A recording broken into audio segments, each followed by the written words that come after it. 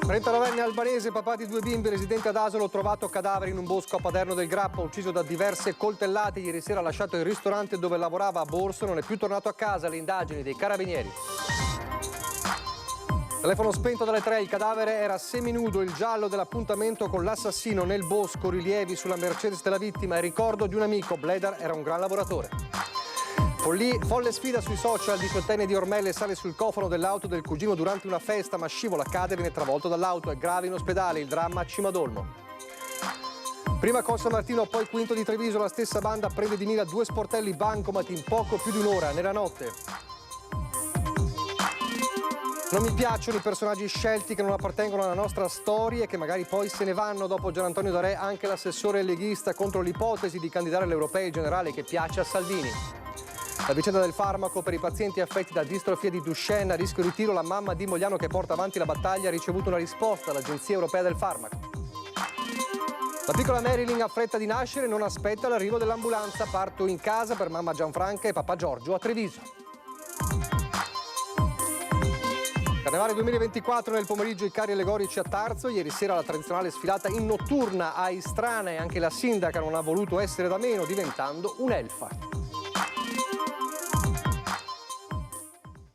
Telespettatori di Antenna 3, buonasera e ben ritrovati. Il telegiornale di Treviso dunque che si apre con un'ampia pagina di cronaca. Per primi questa mattina vi abbiamo raccontato quasi in tempo reale del ritrovamento, nella nostra prima edizione del ritrovamento del cadavere di un uomo nel bosco di Paderno del Grappa. È appunto un omicidio e dopo un 2023 terribile sul fronte dei delitti nella Marca, anche quest'anno si apre con un terribile fatto di sangue. Un 39enne albanese, papà di 2 bimbi e residente ad Asolo, trovato appunto morto nel bosco di Paderno, colpito da diverse coltellate. Ieri sera aveva lasciato il ristorante dove lavorava a Borso, non è più tornato a casa. Le indagini dei carabinieri, il servizio di Lina Paronetto.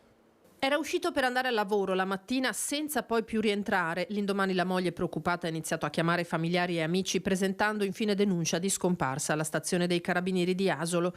Alle 9:30 la tragica scoperta. Il corpo di Bledar Dedia, 39 anni di origini albanesi, è stato ritrovato da un amico nella boscaglia in via Colli a Paderno del Grappa con diverse ferite da arma da taglio, anche da difesa, ed è stato subito chiaro che l'uomo la notte prima era rimasto vittima di un omicidio per mano di chi? Saranno i carabinieri della compagnia di Castelfranco e del nucleo investigativo di Treviso a cercare di definirlo. Dipendente del ristorante pizzeria Antica Abbazia di Semonzo, dopo il turno Dedia si era portato in quella zona a bordo della sua macchina una Mercedes bianca, dove doveva evidentemente incontrare qualcuno. Il cadavere è stato rinvenuto ad alcune decine di metri di distanza dall'auto, in mezzo alla vegetazione con i pantaloni abbassati. Sarà l'autopsia a stabilire se il 39enne abbia avuto un rapporto sessuale fatale. Tra i fendenti ricevuti una coltellata che ha perforato il polmone. Sul posto al rinvenimento del corpo si sono portati i carabinieri coordinati dal comandante provinciale Massimo Ribaudo e il sostituto procuratore Barbara Sabattini. L'arma del delitto non è stata trovata. Al termine dei rilievi la Mercedes è stata portata via con il carro attrezzi e il corpo rimosso dalle onoranze funebri. Anche alcuni amici della vittima sul luogo del ritrovamento sbigottiti. Era bravissimo, una persona per bene che lavorava, guardava la sua famiglia. Dopo siamo un po' tutti scioccati perché nessuno si aspettava questa notizia. A lungo muratore per un'impresa di Castelcucco, quindi giardiniere e tuttofare alla pizzeria di Semonzo, Dedia era sposato e padre di una bambina di 10 anni e di un bimbo di 2. Abitava con la famiglia in via Tiepolo ad Asolo, la moglie è casalinga. In caserma il fratello del 39enne ha raccontato l'angoscia della donna. Stamattina chiama mia cognata e dice guarda che non arriva a casa tutte le notte, da ieri mattina. Allora lei ha detto che fino a 3 notte abbiamo suonato e rispondo, dopo le 3 non rispondo più il telefonino. Dopo le 3 dunque più nulla, le indagini dei carabinieri non escludono nessuna pista. Al setaccio le frequentazioni della vittima, anche quelle via social. Il 39enne potrebbe essersi dato appuntamento con qualcuno che si è poi rivelato violento, capace di uccidere. Fondamentale sarà l'esame del contenuto del suo smartphone e dei dati telefonici di quell'area, così come i passaggi di auto ripresi da eventuali telecamere, anche se la zona è molto isolata. Da un giallo dunque, un vero e proprio giallo con un assassino che è ancora in libertà, al giallo chiuso il delitto di Anika Panfile. Gli inquirenti ribadiscono non è stato un omicidio premeditato. Nel frattempo Franco Battaglia, pur rimanendo in silenzio davanti al GIP, ha chiesto un singolare confronto con gli accusatori. Sentiamo allora il procuratore Martani, le parole raccolte da Christian Arboit. Ha chiesto di essere messo a confronto con chi lo accusa, ma non c'è una persona precisa che lo accusi. In realtà gli elementi a suo carico sono un compendio di indizi, di circostanze oggettive che sono state accertate dai carabinieri del RIS con analisi biologiche, dalle telecamere, dalle risultanze dei telefoni, eccetera. Quindi non c'è spazio per confronti con accusatori, ecco. Noi non abbiamo motivo di chiedere altri interrogatori, perché questa è una scelta perfettamente legittima di strategia difensiva. Battaglia si è avvalso della facoltà di non rispondere quando è stato convocato dalla PM titolare del caso nei mesi scorsi, si è avvalso davanti al GIP chiamato a convalidare il provvedimento di fermo e a pronunciarsi sulla richiesta di misura cautelare. Non abbiamo motivo di convocarlo ulteriormente, ma in ogni momento in cui dovesse decidere di cambiare linea difensiva e di rendere le sue dichiarazioni, noi siamo disponibili ad ascoltarlo. Noi pensiamo che non ci fosse un movente preesistente e per questo non abbiamo contestato l'omicidio premeditato.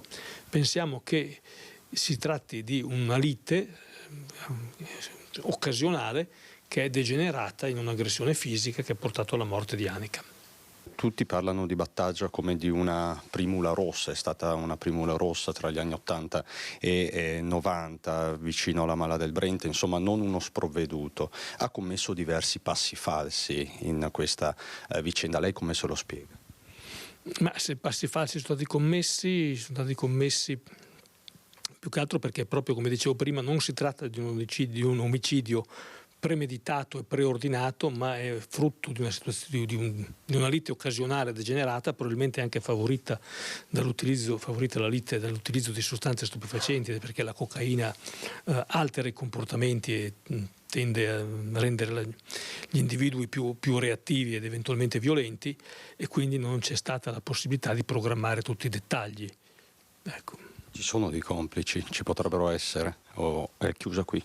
Allora, complici per l'omicidio lo escluderei, perché proprio la nostra ipotesi del movente assolutamente occasionale scaturito da una lite imprevista fa pensare che non ci fossero né complici né nemmeno testimoni al momento dell'omicidio. Per la fase successiva dell'occultamento del cadavere, al momento non abbiamo elementi concreti per dire che sia stato aiutato da qualcuno. Ecco, anche perché, come dicevo prima,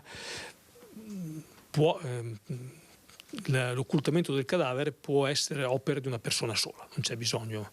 Battaglia è anziano, ma è ancora abbastanza in gamba e fisicamente ancora prestante. E adesso la follia di Cimadolmo, l'assurda challenge, come si chiama, che spopola sui social, la sfida sui social, fare surf sui cofani delle auto in movimento. Ieri sera c'era una festa di compleanno a Cimadolmo, un 18enne è gravissimo in ospedale, un 18enne di Ormelle. In equilibrio sul cofano dell'auto, imitando un surfista. Una nuova moda, un gioco a dir poco pericoloso che sta spopolando sui social, soprattutto su TikTok e fra i giovanissimi. Un gruppo di amici si ritrova nel piazzale degli impianti sportivi a Cimadolmo. L'occasione sono i 18 anni di uno dei ragazzi. Così, tra una risata e uno scherzo, il divertimento si trasforma in dramma. Un giovane appena maggiorenne sale sul cofano alla guida, il cugino, stessa età. Pochi metri, il 18enne cade sull'asfalto e viene investito dalla stessa macchina che non riesce a fermarsi. Cala il silenzio. Immediatamente viene allertato il 112, sul posto l'elicottero. Quando è arrivato l'elicottero, ringrazio suo, ma ringrazio le persone che sono intervenuti, sono riuscito a tirarlo fuori, a fargli battere il cuore e tutto. È una lesione, ha un problema toracico. Portato in ospedale è stato ricoverato in rianimazione, la disperazione del cugino. Sono 2 famiglie distrutte. Il mio problema sono le 2 famiglie, sia il ragazzo che è in rianimazione, fortunatamente io spero che Treviso, per la sua struttura e per quello che è il sistema sanitario, riesca davvero a tirare fuori questo ragazzo. Ma c'è anche l'altro ragazzo che ne soffre, so che non sta bene. Avrebbe dovuto essere una giornata di festa, la sera con gli amici, il giorno dopo con la famiglia. In un attimo è accaduto il dramma, l'appello del sindaco. Quello che voglio dire ai ragazzi è sempre nei momenti di gioia di fare attenzione. La vita è un bene supremo e va salvaguardata, di fare attenzione a tutto. Io so quello che passano, sia quello che è l'eliminazione, la famiglia, quello che era la guida, l'altra famiglia, che so in realtà imparentate, sono cugini di primo grado. Per ora sto pensando a cercare di aiutare queste persone a superare il problema e spero che questo ragazzo ne viene fuori. Su questo grave episodio stanno indagando i carabinieri. L'auto è stata posta sotto sequestro. E poi ci sono le tragedie lungo la strada e lungo le strade molto trafficate come la Pontebana, la tragedia avvenuta a Zoppola in provincia di Pordenone, uno scontro tra due auto, un morto e tre feriti, due di questi molto gravi sono trevigiani. È di un morto e 3 feriti, di cui uno grave, il bilancio dello scontro frontale tra due auto avvenuto attorno alle 3:30 di stanotte in località Ponte Meduna all'ingresso della città di Pordenone. La vittima è un uomo di origini albanesi di 30 anni, residente fuori regione ma domiciliato a Pordenone, che è stato trasportato in ambulanza nell'ospedale pordenonese ma è morto subito dopo il ricovero in pronto soccorso. Dei 3 feriti, uno è stato ricoverato in prognosi riservata all'ospedale di Udine, dove è stato trasferito con l'elicottero notturno, mentre gli altri 2 si trovano all'ospedale di Pordenone e non sono in pericolo di vita. La strada statale 13 Pontebana, lungo la quale è avvenuto l'incidente in comune di Zoppola, è rimasta chiusa al traffico fino alle 7 di stamattina per i rilievi da parte dei carabinieri. Stando alle prime ricostruzioni effettuate dal nucleo radiomobile, la Mercedes CLA, sulla quale stavano viaggiando 2 uomini di 45 e 27 anni residenti in provincia di Treviso e diretti a Zoppola, ha invaso la corsia opposta di marcia. L'automobile si è scontrata frontalmente con una Fiat Grande Punto che stava sopraggiungendo, guidata dal trentenne con a bordo un connazionale di 24 anni. Lo schianto è stato devastante. Proseguono le indagini per ricostruire con esattezza la dinamica. Secondo quanto si è appreso, si procede per omicidio stradale, un atto a garanzia delle tutele legali dell'indagato nei confronti dell'uomo trevigiano che, perdendo il controllo della propria Mercedes, ha invaso l'opposta corsia di marcia. Sono in corso accertamenti anche per verificare se il soggetto avesse un tasso alcolemico oltre il limite o se avesse assunto sostanze stupefacenti. Sono attesi sviluppi nelle prossime ore, quando i carabinieri termineranno gli accertamenti e li metteranno a disposizione della Procura di Pordenone. Le auto sono state sequestrate. E poi 2 tragedie che insanguinano il Veneto, non nella Marca trevigiana, ma che colpiscono la nostra regione, come la morte del 38enne, lo vediamo, Marco Sattin, residente a Stanghella nel Padovano, vittima dello schianto avvenuto la scorsa notte. La sua auto lungo la statale Adriatica a Boara Pisani, che ha prima colpito un palo dell'illuminazione pubblica e una barra di un varco e poi si è ribaltata, grave il passeggero che era con lui. E c'è una vittima veneta, di origini venete, in una tragedia che è avvenuta lungo la statale 685 delle 3 Valli Umbre nel territorio comunale di Norcia questa mattina. Un 60enne motociclista originario di Rovigo, secondo quanto ricostruito dai carabinieri, il Centauro viaggiava su una Honda che si è scontrata con una Fiat Punto per cause in corso di accertamenti lungo la statale 685, il 60enne appunto originario di Rovigo. Ancora la cronaca, malviventi in azione questa notte, la stessa banda molto probabilmente che ha fatto esplodere 2 bancomat in poco più di un'ora nella notte. Ancora Daniela Sizia.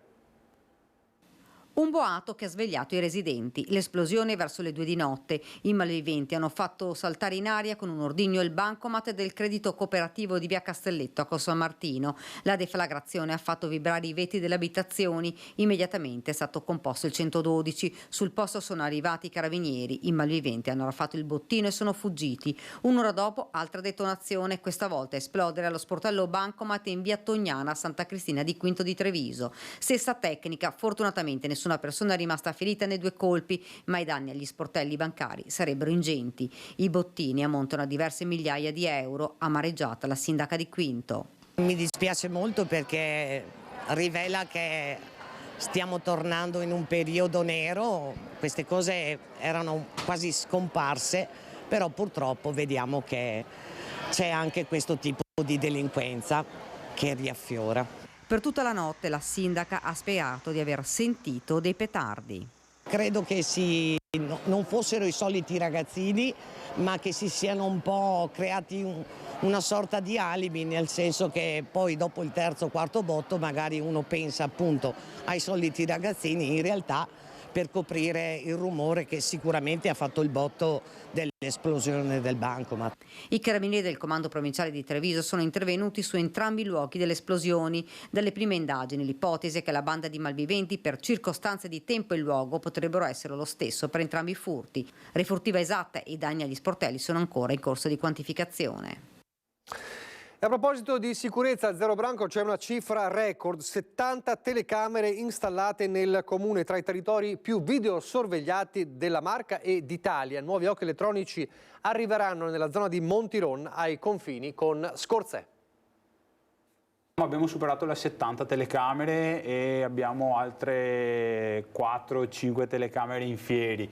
Si conferma il paese delle telecamere Zero Branco, con il sindaco Luca Durighetto che lo rivendica con orgoglio. Altre ne arriveranno a breve in una zona battuta anche recentemente dai ladri. Abbiamo avuto di recente alcuni episodi di tentativi di furto in un'altra zona, che è una di quelle dove ad oggi il sistema non è ottimizzato, e abbiamo una riunione che si terrà tra la fine di questa settimana e l'inizio della prossima con i residenti, proprio per andare a probabilmente installare un'altre 2 o 3 telecamere. In che zona? È la zona del Montiron. Quindi al confine con il comune veneziano di Scorzè, zona di campagna particolarmente ampia, con ville e casolari. Attenzione però, le telecamere possono essere un deterrente, non certo la panacea ai raid. La funzione è anche un'altra. Grazie al sistema di telecamere, laddove avviene il reato o laddove c'è la situazione un po' particolare, si riesce tramite le telecamere a risalire alla ricostruzione dei fatti e quindi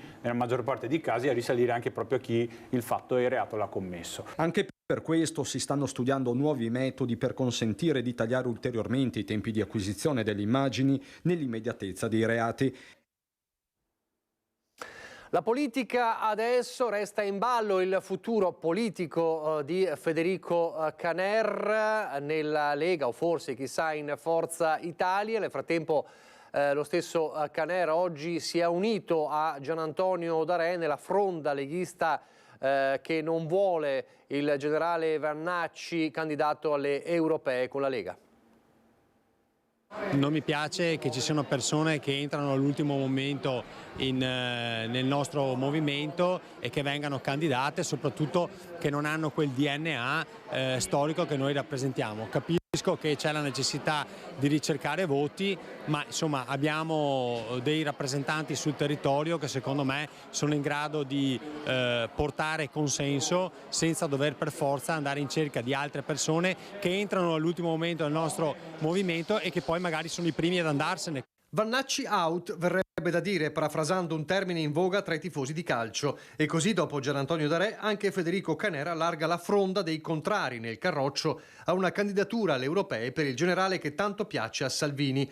Ma non è una sorpresa, visto che i mal di pancia nella Lega li ha più volte sollevati proprio l'assessore trevigiano, uno della triade che negli ultimi mesi è stato accostato sempre di più a Forza Italia. Rientrato all'ovile, almeno apparentemente, Giampaolo Botaccin e un po' in disparte Roberto Marcato, in molti pensano che sia proprio Caner il più vicino al salto.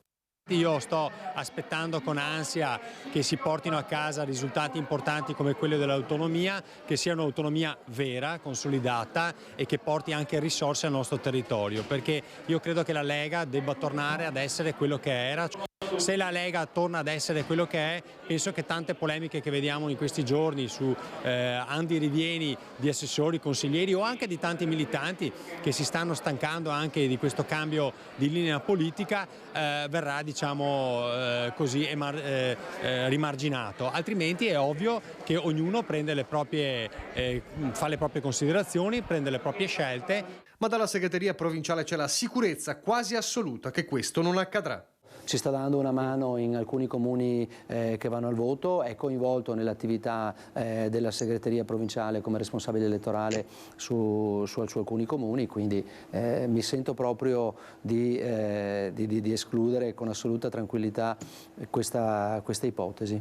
Con un messaggio chiaro al diretto interessato. Caner è della Lega, ha fatto un'esperienza politica grazie alla Lega come tutti noi che abbiamo ruoli istituzionali, e che come me anche lui non se ne andrà mai dalla Lega, perché se dovessimo non avere più i ruoli, io ci ho parlato molte volte, non avessimo più avere ruoli, andremo ad attaccare manifesti come si faceva una volta, perché questa è la nostra casa e quella che ci ha permesso di fare il percorso che abbiamo fatto. Eppure Flavio Tosi negli ultimi mesi ha più volte fatto intendere che nel 2024 in Veneto ci sarà un assessore regionale di Forza Italia, per cui però da interpretare in modo diverso. Questo magari può voler dire che magari avendo qualche consigliere regionale, magari può chiedere al presidente di regione di avere uno spazio in giunta.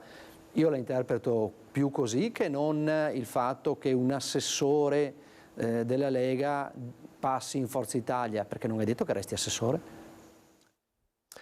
Un risico tutto da costruire, quello politico. Adesso a pochi istanti di pubblicità.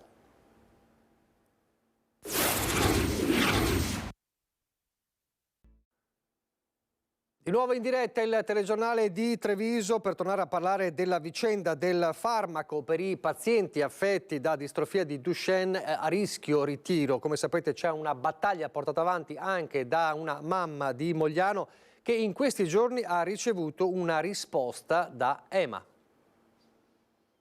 Non solo mi hanno risposto, ma addirittura praticamente mi hanno chiesto autorizzazione per utilizzare la lettera in sede, insomma, di decisione definitiva il 24 gennaio come intervento di terze parti.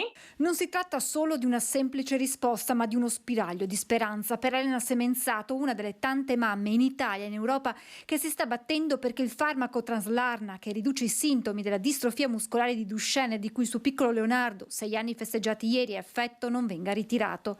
La mail, o meglio le mail in questioni, sono quelle inviate da EMA, l'Agenzia Europea del Farmaco, e più esattamente dalla referente del centro che si occupa per EMA di patologie neuromuscolari e dal presidente di CHPM, l'organo dell'agenzia deputato all'approvazione dei medicinali.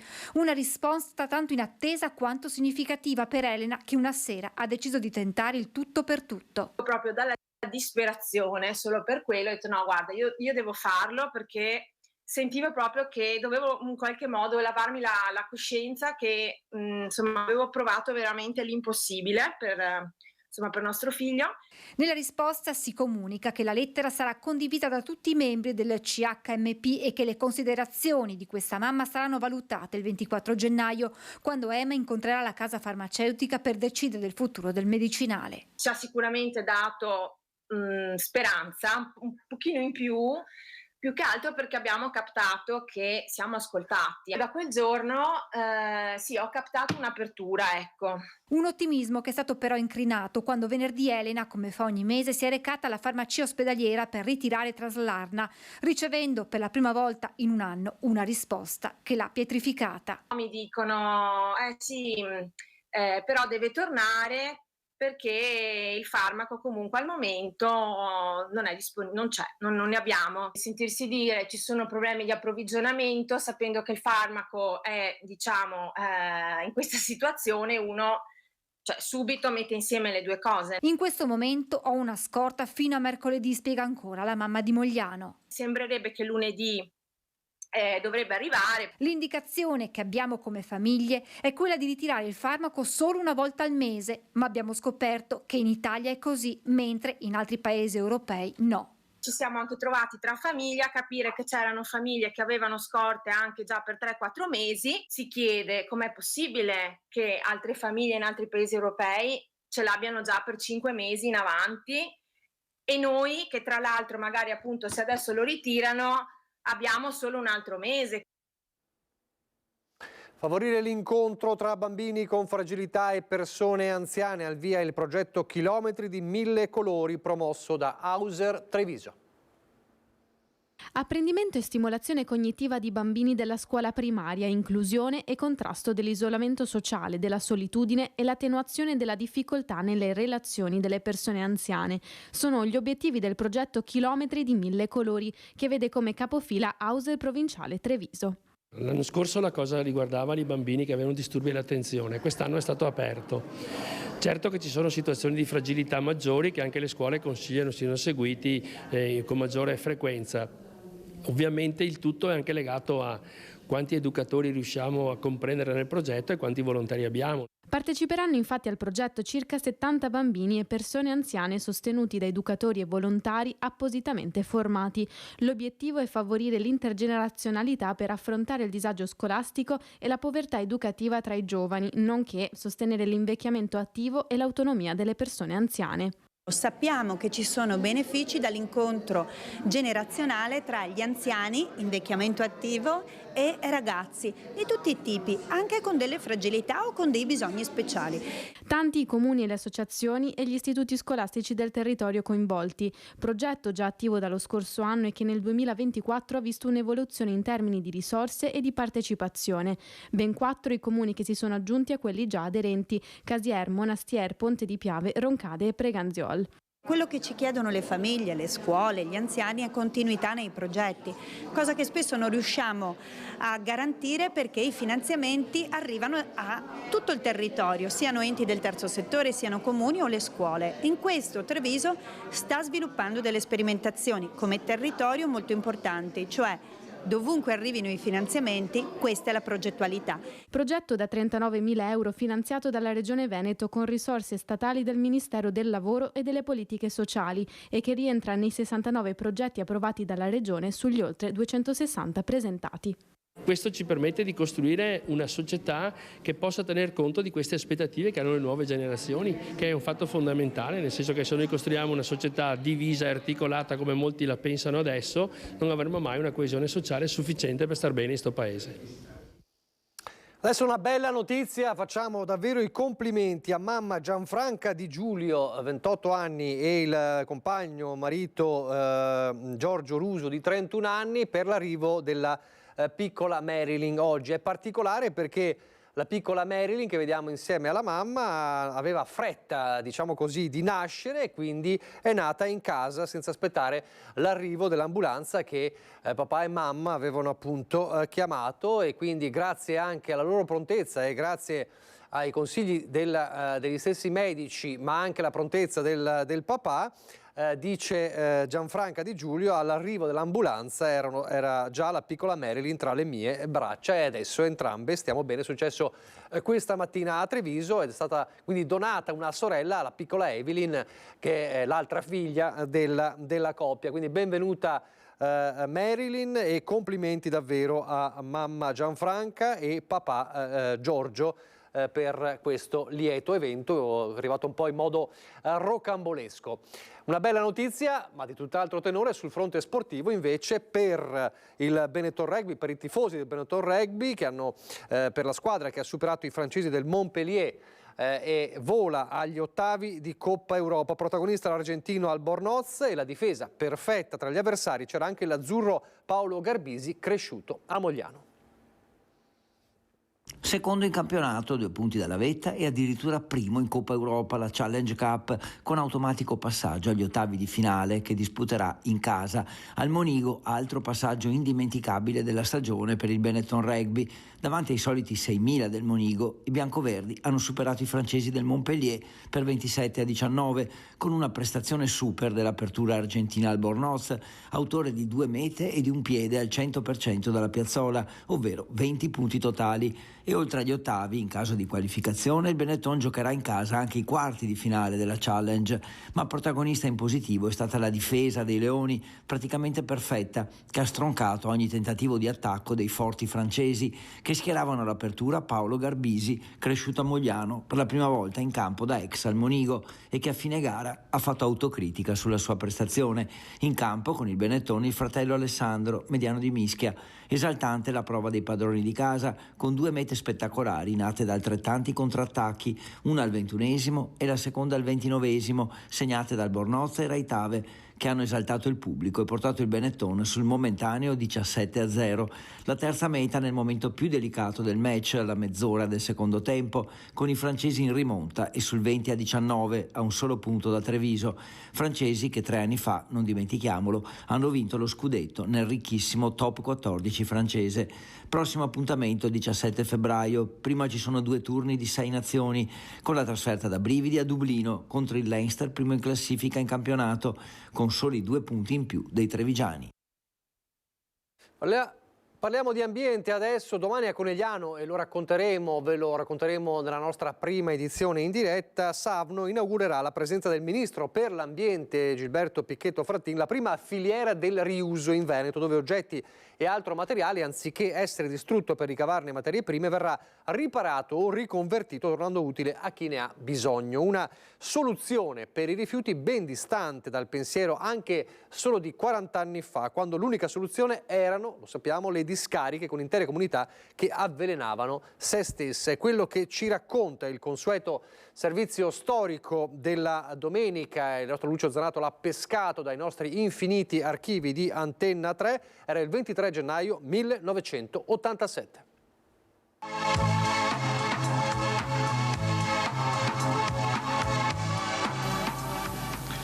La cosiddetta cultura dell'ambiente, con particolare riguardo alla sua tutela, è molto più diffusa di quanto non si creda. I trevigiani cominciano ad interrogarsi con maggiore profondità sul pericolo che possa sbilanciarsi il rapporto produzione e benessere tutela ambientale.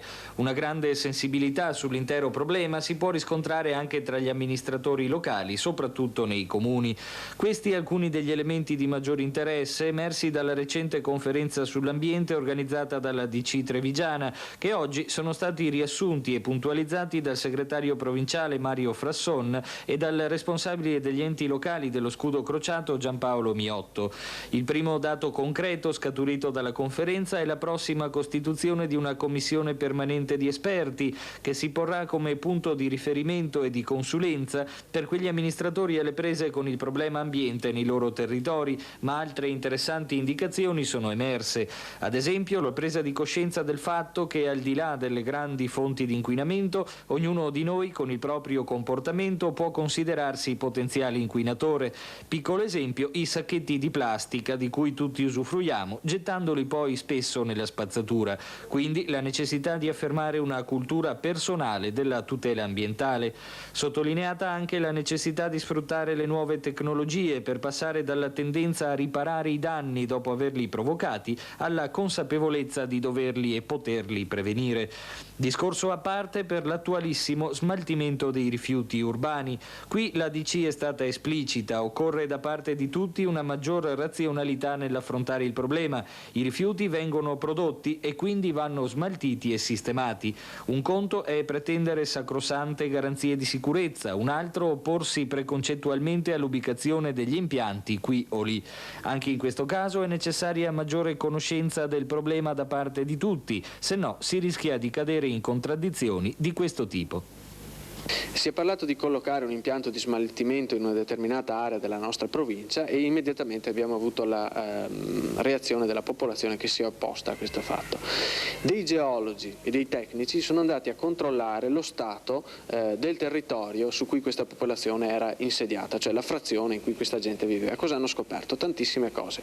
Per esempio hanno scoperto un pozzo oggi in disuso nel quale la gente di quel borgo butta i propri rifiuti che vanno ad inquinare la falda freatica e quindi l'acqua che quella stessa gente beve. Hanno scoperto una cava abbandonata dove di notte un po' tutti portano i loro rifiuti in un angolo di questa cava, vicino a dove c'è dell'acqua, quindi con inevitabile evidentemente inquinamento della falda e tantissime altre cose di questo genere. E ci hanno detto che cosa? Ecco, l'inquinamento che questa comunità oggi sopporta per questi suoi comportamenti che sono messi in atto dalle persone che vivono in quella frazione è infinitamente superiore al possibile inquinamento e comunque ai disagi che l'avere una discarica nelle vicinanze potrebbe comportare. Perché se noi impediamo delle forme di smaltimento adeguate abbiamo solamente l'incentivazione di uno smaltimento selvaggio, illegale, clandestino che ci inquina molto di più di quello che possono inquinarci gli impianti di smaltimento.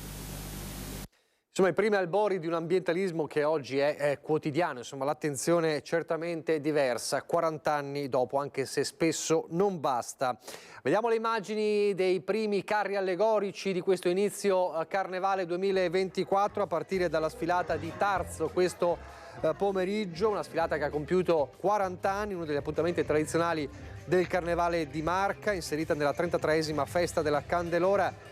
Tradizione che si somma a tradizione, la sfilata è scattata alle 14:30, organizzata dalla Proloco. Sono tornati dunque a Tarzo già l'anno scorso i carri mascherati, l'appuntamento, uno degli appuntamenti più sentiti e più colorati dell'anno in tutta la Marca. Questo a Tarzo. Ieri sera invece la tradizionale sfilata in notturna dei carri allegorici a Istrana, e anche la sindaca non ha voluto essere da meno. Allora con queste immagini ci salutiamo e poi vi lascio al meteo. Grazie per averci seguito e arrivederci.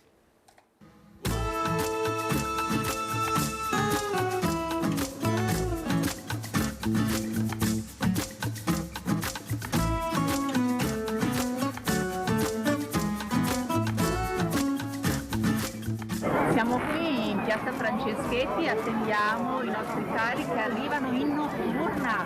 È la 14ª edizione, siamo stati tra i primi a far partire il Carnevale in notturna perché è ricco di luci, colori sfavillanti. E vedete, noi abbiamo bisogno di allegria e di leggerezza, infatti anch'io, insomma, sono un po' elfa così.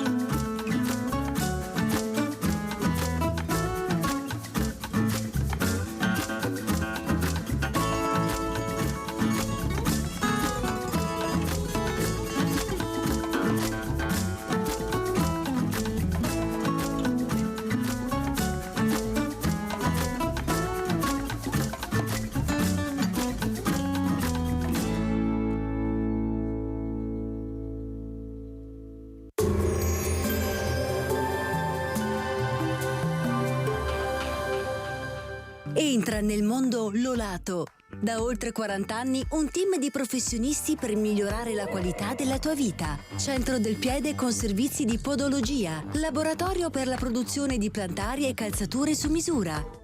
Bentrovati al meteo. La tendenza per l'inizio della settimana evidenzia un tempo ancora stabile e un clima freddo. Il dettaglio di lunedì 22 gennaio. Sul Veneto sarà soleggiato con cielo sereno o al massimo poco nuvoloso. Avremo maggiori addensamenti con il passare delle ore, ma sempre senza piogge. Temperature stazionarie, le minime saranno ancora ampiamente sotto zero, le massime sui 5-6 gradi. Ci spostiamo ora sul Friuli Venezia Giulia. Anche qui al mattino il cielo sarà sereno o poco nuvoloso, nel pomeriggio via via più coperto. Temperature minime tra lo 0 e i -3 gradi, massime sui 5-8 gradi all'incirca. Infine diamo uno sguardo al Trentino Alto Adige, dove di fatto avremo poche novità. Si prevede un cielo variabilmente nuvoloso ma con ampi tratti soleggiati. Temperature minime tra lo 0 e i -3 gradi, massime sugli 8-9 gradi all'incirca. Dal meteo di Antena 3 per ora è tutto, vi do appuntamento al prossimo aggiornamento.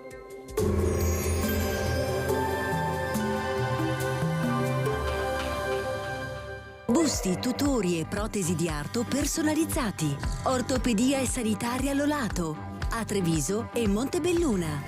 Lolato, soluzioni per star bene.